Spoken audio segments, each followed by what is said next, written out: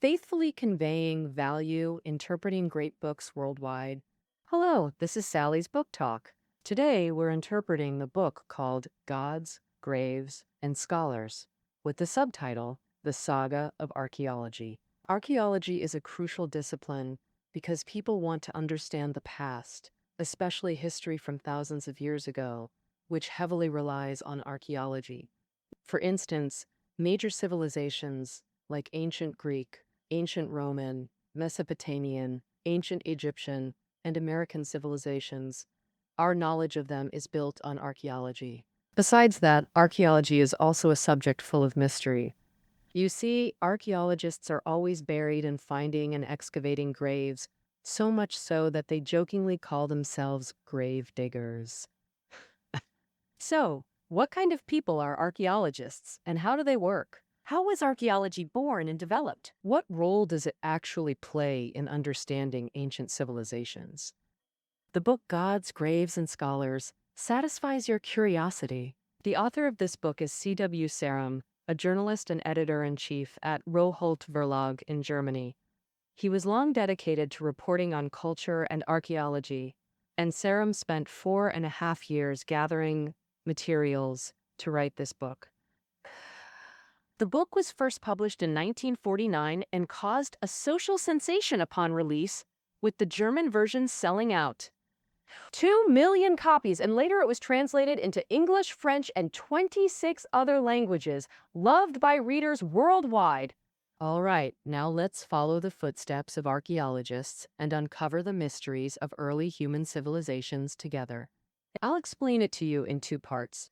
In the first part, I'll tell the story of archaeology's birth through 3 archaeologists, Winkelmann, Schliemann, and Evans, and their discoveries of ancient Greek and Roman civilization sites.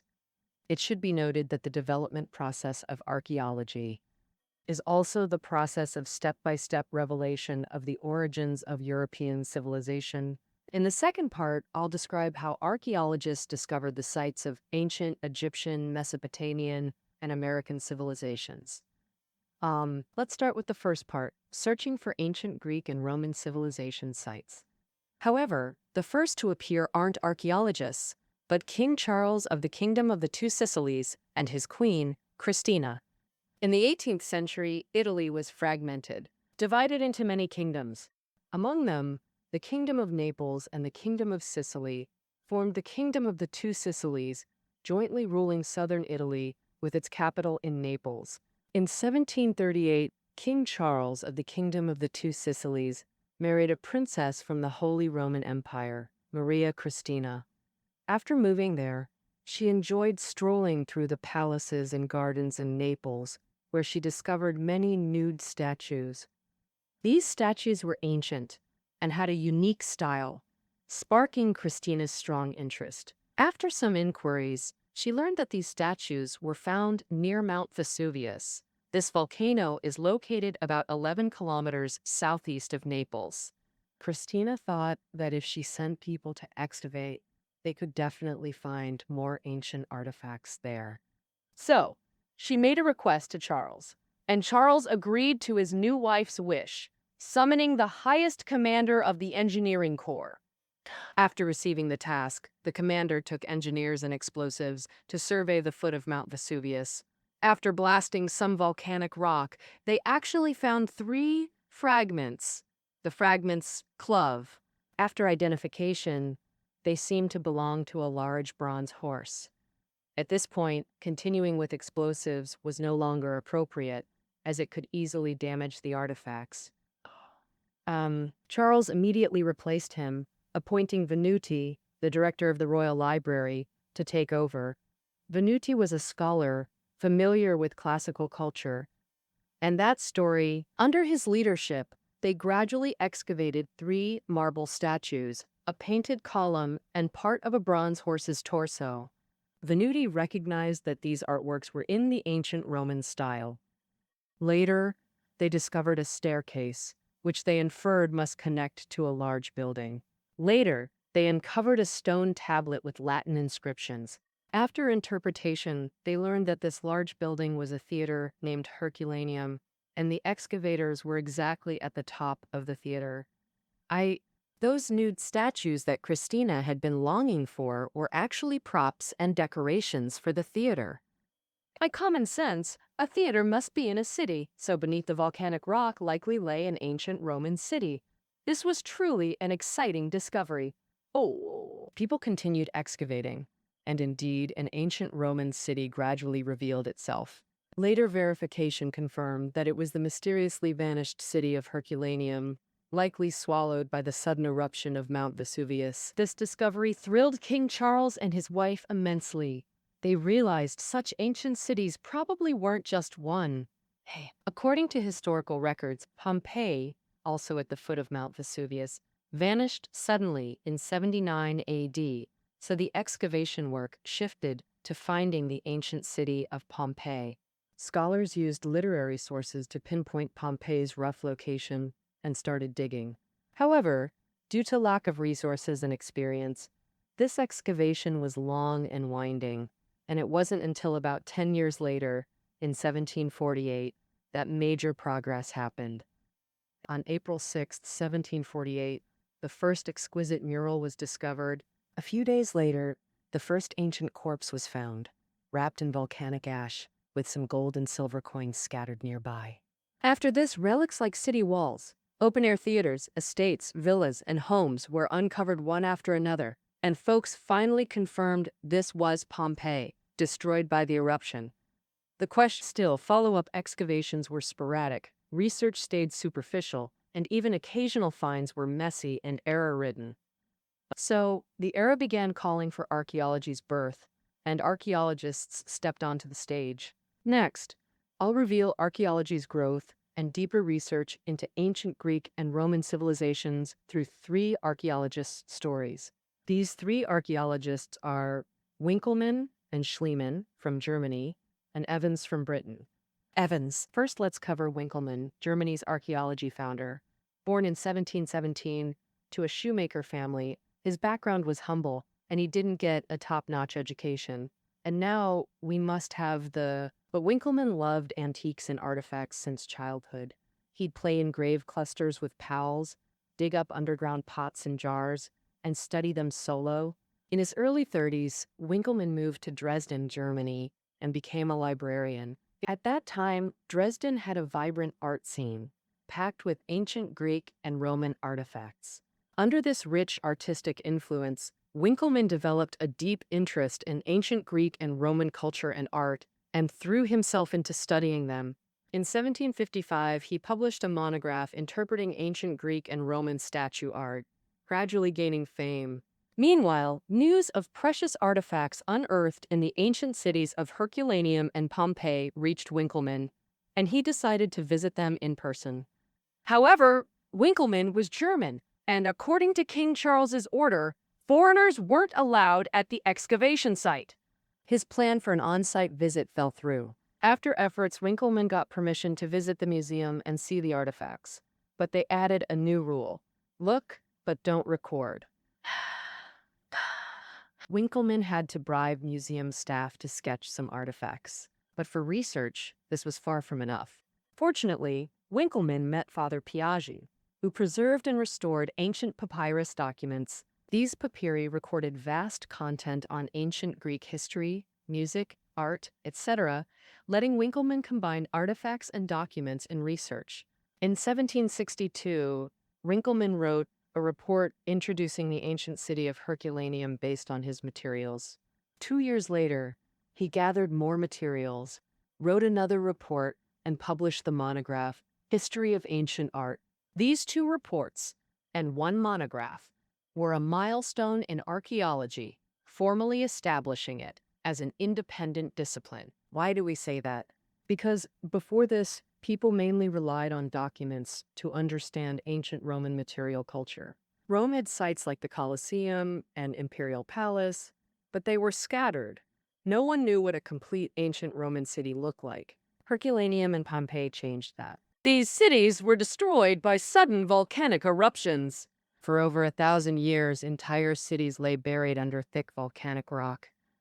So their structures and daily life traces were preserved intact. This gave historians material to reconstruct ancient Roman urban operations, providing detailed explanation into ancient Romans' work, life, and beliefs. Thus, Winckelmann's scientific reports meant archaeology's formal establishment as a discipline. Historians who read them believed archaeology could uncover historical mysteries. Winckelmann's other major contribution was establishing scientific artifact authentication methods. Before him, European scholars could only guess artifact ages. Winckelmann developed a set of methods for authenticating artifacts. Now, he categorized artifacts based on material, shape, craftsmanship, patterns, and documentary sources. By grouping similar items, artifacts from different periods could be distinguished. Scholars could then date artifacts and conduct deeper research combining historical context. This method had profound influence. Technology was limited then. Carbon-14 dating hadn't been widely adopted. From Europe to America, China, and Japan, archaeologists relied on this approach. Of course, as a pioneer, Winckelmann's research had limitations. First, barred from excavation sites, he could only study in museums, lacking first-hand data, making his research feel somewhat detached. Second, few ancient Greek artifacts were unearthed during his lifetime. He mostly studied Roman copies, leading to inevitable inaccuracies. For example, Winckelmann saw ancient Greek statues as pure white, exuding simple nobility. This suggested ancient Greeks had refined taste, advocating natural beauty in simplicity. Actually, this was a misunderstanding. The appearance of Greek statues today is nature's handiwork. Take the Venus de Milo. Originally, it had graceful arms, a necklace, and bracelets. Its body was painted vibrantly, appearing dazzling. After millennia of weathering, its arms broke off, colors faded, and surface smoothed. This creates the impression of stripped-down elegance. Thus, while Winckelmann laid archaeology's foundations, he left room for improvement. Had he lived longer, he surely would have advanced archaeology further. Sadly, fate cut him short. Winckelmann died suddenly at age 51. Though he died tragically, Winckelmann guided the next generation of archaeologists. European archaeology flourished on this foundation, exploding in the mid to late 19th century. This was the era of German archaeologist Heinrich Schliemann. If Winckelmann revealed ancient Roman society from a millennium ago, Schliemann pushed back another 1,000 years, illuminating ancient Greek society from over 2 millennia past.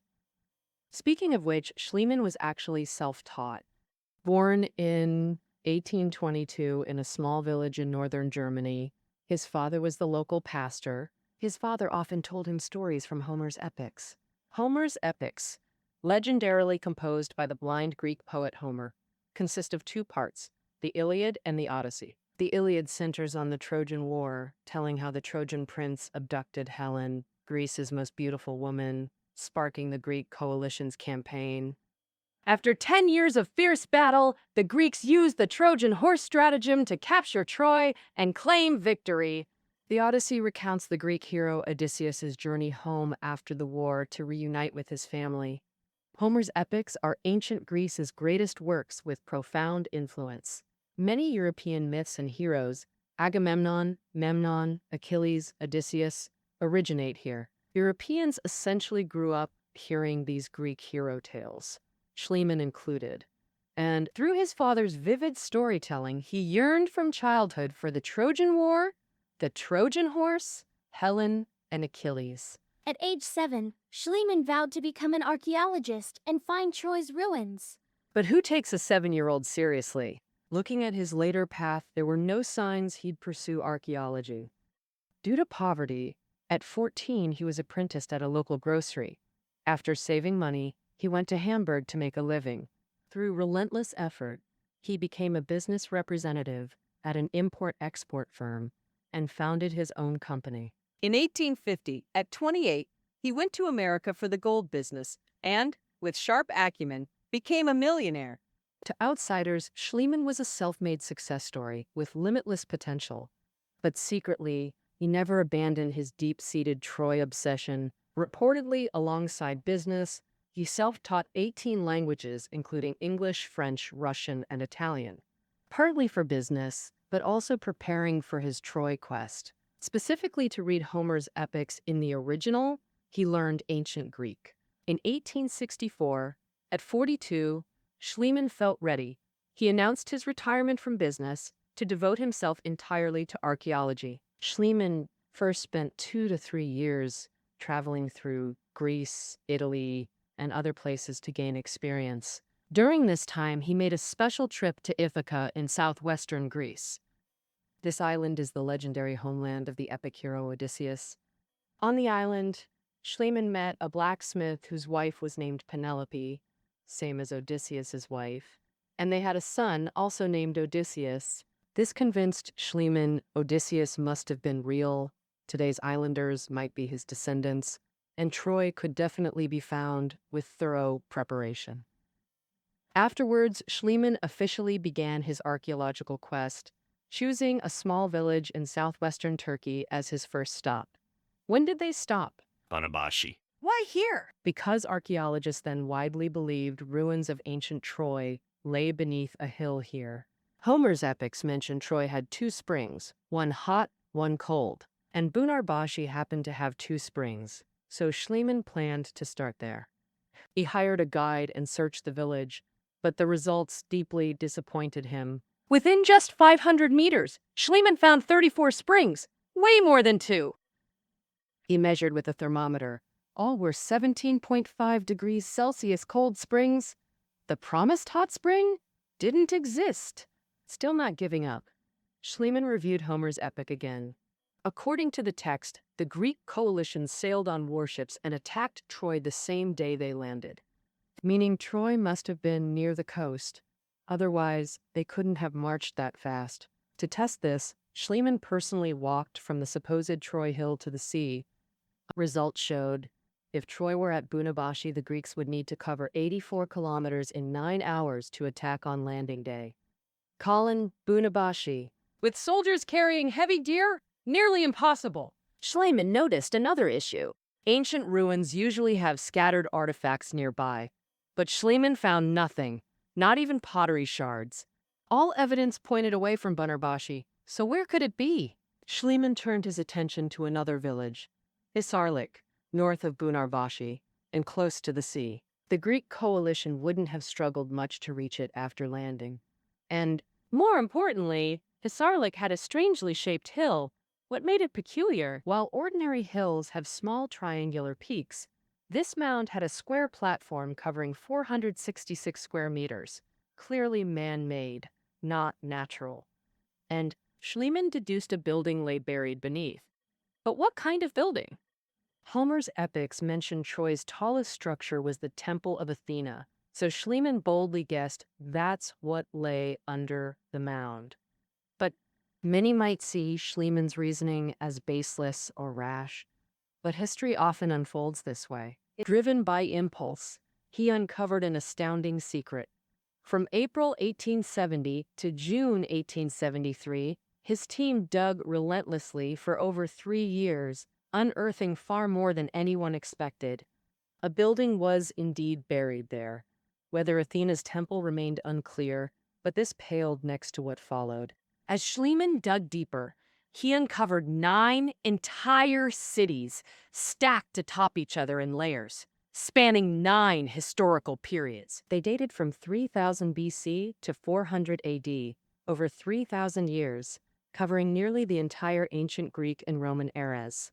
The Troy Schliemann dreamed of was in the 6th layer, not the oldest, with 3 earlier cities buried below. Why this spectacle of layered cities? When wars or disasters destroyed older cities, silt buried them, and new settlers built directly atop the ruins. This cycle repeated, creating multiple stacked cities. Troy wasn't unique. Like China's ancient capital Kaifeng with 6 buried cities spanning from the Warring States to Jin Dynasty, Troy's rediscovery shocked the West, making Schliemann archaeology's superstar. Other archaeologists flocked to dig further. Work continued over half a century, unearthing gold, silver, bronze, pottery, and temples. Additionally, ruins like council halls and markets in the ancient city were excavated and cleared. These major archaeological discoveries gave scholars comprehensive insights into ancient Greek society. Of course, this was colleagues' work. Schliemann had shifted focus to Agamemnon, the Greek commander who besieged Troy for 10 years. Determined to find his tomb, Schliemann went to the ancient Mycenae site. Because Agamemnon was once king of Mycenae, Mycenae lies on Greece's Peloponnese peninsula. Its location was certain since the ruins weren't fully buried. But Agamemnon's tomb location remained unknown. Previous archaeologists found nothing. Schliemann believed this resulted from their bias. Ancient texts stated Agamemnon's tomb was beneath Mycenae's assembly hall. While historians distrusted ancient texts and searched outside the city, Schliemann trusted them and dug inside. Workers first found pottery shards, then a building. Schliemann declared this was Mycenae's assembly hall, where Agamemnon once deliberated. State affairs. Schliemann grew wildly excited and accelerated digging. After 4 months, on December 6, 1876, workers uncovered the first tomb, followed by several more. From these tombs, Schliemann found 15 ancient bodies, including one male wearing a gold crown and mask. Schliemann was certain this was Agamemnon. He excitedly telegraphed the Greek king, "I have gazed upon the face of Agamemnon!" However, later archaeologists proved Schliemann wrong. Agamemnon's era used beehive tombs. Schliemann found shaft graves, older by centuries, so the gold-masked man predated Agamemnon by 400 years. To this day, Agamemnon's true tomb remains a mystery. Schliemann's error stemmed partly from his lack of professional training. As mentioned earlier, he spent decades in business before turning to archaeology. Due to lacking professional training and being impatient for success, his judgment was prone to bias. For example, he claimed to have found Agamemnon's tomb without verification.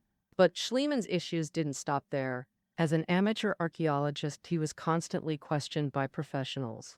What drew the harshest academic criticism was his negligence in protecting sites and brutal excavation methods. For instance, when excavating Troy and Mycenae, he hired inexperienced locals instead of professional archaeologists. Moreover, to get quick results, he rushed workers, damaging many artifacts during excavation. Truthfully, even if Schliemann did it himself, it wouldn't have been better. He was more impatient and rougher. Take those ancient bodies at Mycenae. When unearthed, they were covered head to toe in gold and well preserved. Shockingly, without protection, Schliemann removed their gold masks. Exposed to air, the heads crumbled to dust. This made further research impossible, causing immeasurable loss. Thus, Schliemann faced huge controversy during his life, yet this doesn't diminish his irreplaceable place in archaeological history. And first, he discovered the Trojan civilization, pushing European classical origins back 2,200 years. Second, though failing to truly find Agamemnon's tomb, he was first to excavate and document Mycenae. He discovered Mycenaean civilization arose around 3,800 years ago, older than Troy, an undeniable contribution. More importantly, after Winckelmann, Schliemann advanced archaeological theory and methods further. Before Schliemann, Homer's epics were merely seen as literature. Characters, plots, and dialogues were considered fictional, even whether the Trojan War happened, or if Helen, Agamemnon, and Odysseus existed was doubted. Schliemann found Troy and Mycenaean tombs by following clues in Homer's epics, proving their reliability as archaeological evidence. The archaeological community acknowledges this, leading many to study ancient Greek and Roman texts for new discoveries. At this time, Schliemann, despite his advanced age, remained fervently passionate about archaeology.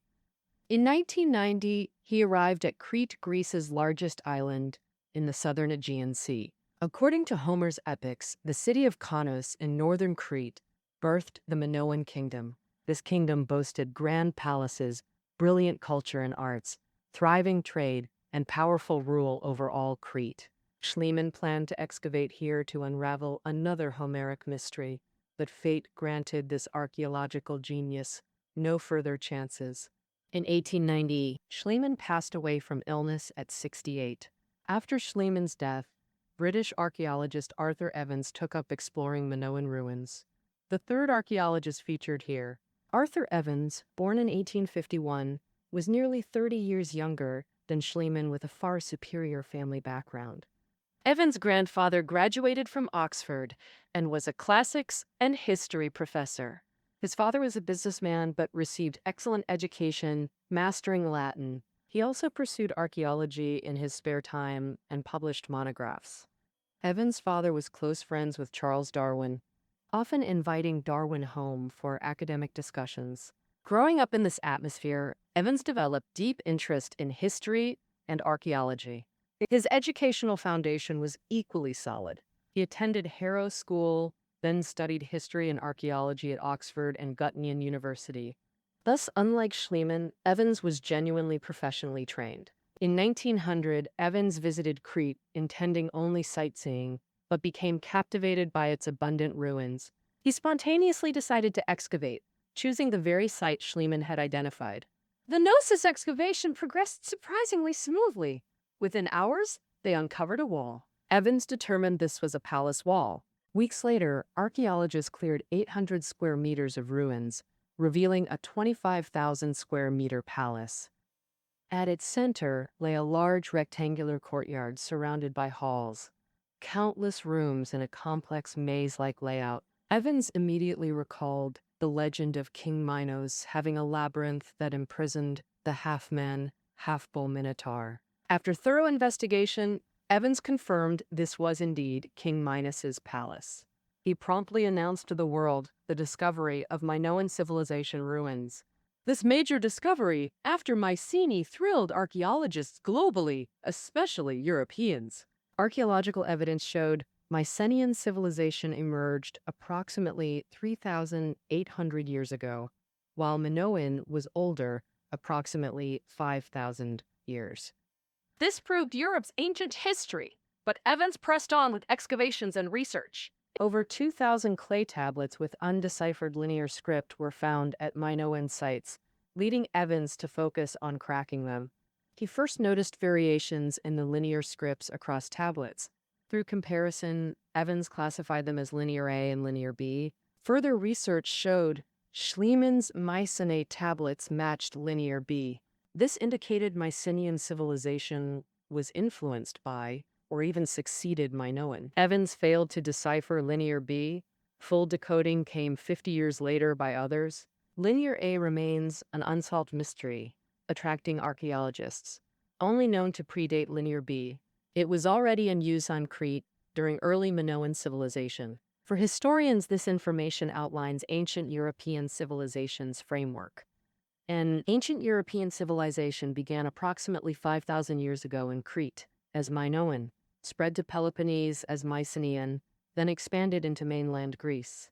On this foundation, from the 8th century BC, approximately 2,800 years ago, Greek city-states like Athens and Sparta emerged, followed by Rome's rise.